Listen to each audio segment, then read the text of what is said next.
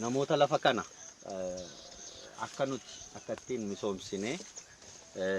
waa'ee saayinsii lafa manca'e deebisuu kan jedhu akka nuti goonuuf namoota nu eeyyamanii fi leenjii gabaabaa laanne as keessatti immoo lafa kana sodaan namootaa kan ture lafa kana deebisanii nurraa fudhatu tarii lafa kana nurraa fudhatu kan jedhudha sodaa namoota baay'ee keessa kan ture sanas nuun hambisuuf qorannoodhaan keenya gaafa akkas jennu warra siyaasaa miti nu warra hojii qorannoo duwwaa hojjetudha qaamonnas jiru hundumtuu warra hojii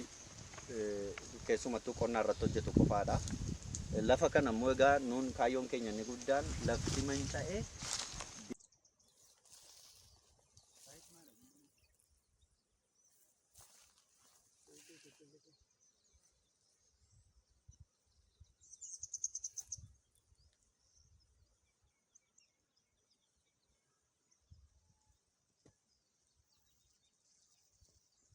Bisinama garsu,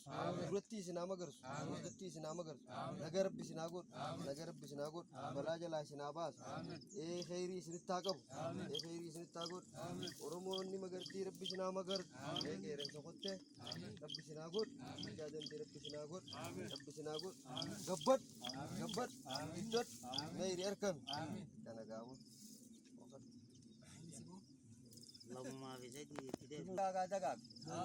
Nigabbata gabbad diinoo rabbi sirraa qabu biyya nagaa rabbi haa godhu gabaa gabbina rabbi isiniin haa fedhu yakki subhaana rabbika akka tolu isinaa godhu isinaa gammachiisu salaamaa isinaa baasu waldaa kana qabuun ka guddatu isinaa godhu kanniisallee mixiree ijjii isinaa godhu walitti isinaa magarsu walii isinaa qaceelchu wali isinaa taasisu rabbi isinaa gammachiisu subhaana rabbika